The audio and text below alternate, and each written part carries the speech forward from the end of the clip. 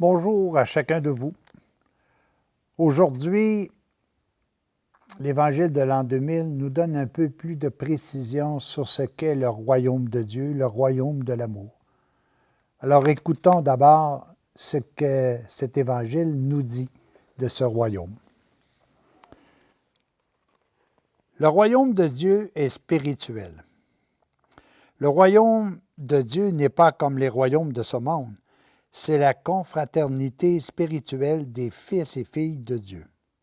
C'est le royaume de l'amour, du service mutuel, de l'entraide.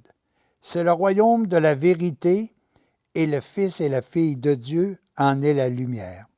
Celui qui me suit ne marche pas dans les ténèbres. Le royaume de Dieu est le royaume de la liberté. C'est le royaume des fils de Dieu rendus libres par la vérité. Le royaume de ceux et celles qui sont passés librement des ténèbres à la lumière. C'est le royaume de ceux et celles qui ont reconnu et accepté d'être fils et filles de Dieu, le Dieu incarné, qui ont ouvert leur âme à l'Évangile, à son message libérateur, et qui l'ont invité à entrer quand il a frappé à la porte de leur cœur.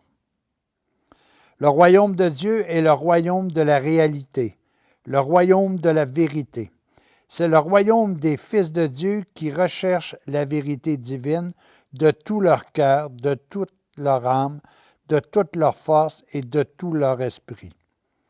C'est par l'amour de Dieu que les fils et filles du royaume arrivent à la connaissance de la vérité. Tu aimeras le Seigneur, ton Dieu, de tout ton cœur et tu n'adoreras que lui seul. Le royaume de Dieu est celui des fils et filles de Dieu par la foi, qui acceptent la vie divine que je leur communique et qui sont animés par l'Esprit Saint, l'Esprit de Dieu lui-même. Les fils et les filles du royaume vivent comme des frères, aimants qui partagent la même vie du Père, qui partagent son amour et qui la répandent à leurs frères, parce qu'ils reconnaissent en eux le visage de Dieu. Dans le royaume, il n'y a ni juifs, ni gentils, ni mahométans, ni bouddhistes, ni sectes d'aucune sorte. Il y a seulement des fils et des filles de Dieu qui aiment Dieu de tout leur cœur, de tout leur âme, et qui s'efforcent d'aimer leurs frères comme moi je les ai aimés. Les chefs de ce royaume ne gouvernent pas comme des potentats de la terre qui font sentir leur domination sur les peuples, mais ils gouvernent en étant les modèles du troupeau, modèle d'amour, de justice et de vérité. C'est important, chers amis, que nous puissions davantage approfondir. Nous sommes appelés, nous, à comparer le royaume avec ce que nous pouvons capter par nos sens. Nous pouvons dire qu'il y a sur la terre plusieurs royaumes parce qu'il y a plusieurs pays. Chacun de ces pays a ses propres frontières, ses propres règles de loi, qu'elles soient civiles, économiques. Leur langue, on calcule au-delà de 7116 langues recensées par l'ONU. On regarde la multitude de religions qui sont présentes. Encore là, on en calcule au-delà de 10 000. Et tout ça fait en sorte que nous sommes toujours portés à faire un élément de comparaison en disant, est-ce que le royaume de Dieu, c'est un royaume où il va falloir que nous établisse d'autres lois, que je parle une autre langue, que je procède d'une autre façon? Non, le royaume de Dieu, c'est pas ça. Le royaume de Dieu, il est sans frontières.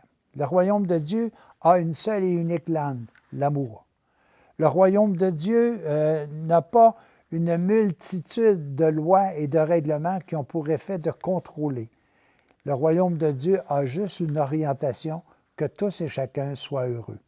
Je pense que ça, c'est excessivement important de voir que ce royaume-là n'est pas un royaume terrestre, c'est plutôt une mentalité, c'est plutôt un régime de vie que nous nous donnons. Et ce régime a comme base uniquement l'amour. Vous savez, on fait tellement d'efforts, nous, pour essayer de contrôler nos petits domaines. On crée des pays, on désorganise des pays pour en créer d'autres, on invente des langues, on fait en sorte que chacun d'entre nous essaie d'avoir sa petite part de ce plan terrestre qui est le nôtre. Mais Dieu ne voit pas les choses de la même façon. L'amour ne voit pas les choses de la même façon. L'amour dit tout simplement que toute personne qui aime et qui veut être aimée fait partie du royaume de Dieu. Il y a autant de musulmans, de chrétiens, de catholiques, il y a autant même de bouddhistes et même ceux qui pensent qu'ils sont athées font tous partie de Dieu lorsqu'ils font un acte d'amour. Lorsqu'ils désirent aimer, est-ce qu'ils désirent être aimés? Il n'y a personne sur terre qui véritablement dit « Moi, je n'ai pas le goût d'être aimé, puis je n'ai pas le goût d'aimer. » Non, nous voulons tous, intrinsèquement à l'intérieur de nous, aimer et être aimés. Alors, à partir du moment où nous faisons ces actes d'amour et que nous recevons ces actes d'amour, nous faisons partie du royaume de Dieu, du royaume de l'amour.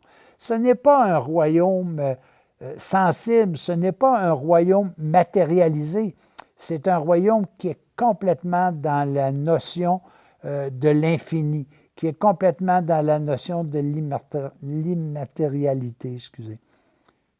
Le royaume de Dieu, c'est dans notre esprit que cela se vit. Et nous pouvons dire que nous appartenons au royaume de Dieu, au royaume de l'amour, par les gestes que nous posons.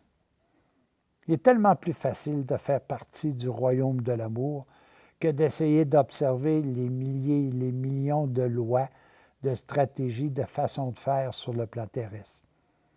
Regardons tout d'abord que ce qui est important, c'est l'amour que l'on donne et l'amour que l'on reçoit. À l'exemple du père de l'enfant prodigue, même si l'enfant prodigue a décidé de faire son propre petit pays en quittant, il est toujours resté en lien avec le père par l'amour. Et lorsqu'il a eu besoin, il est revenu par amour. Il est revenu dans l'état de l'amour que le père lui a toujours manifesté. Alors, notre objectif à nous, tout simplement, c'est continuons de vivre dans le merveilleux pays de l'amour. Ce pays où toute personne s'aide, ce pays où toute personne veut partager, rendre service, écouter, donner des conseils, faire en sorte que je suis heureux parce que les autres sont heureux. Que personne ne me quitte sans avoir davantage progressé. Si on dit ça, nous allons transformer le monde et un jour, on ne calculera plus 200 pays. On va calculer qu'un régime, le régime de l'amour sur Terre. À la prochaine, n'oubliez pas votre citoyenneté divine.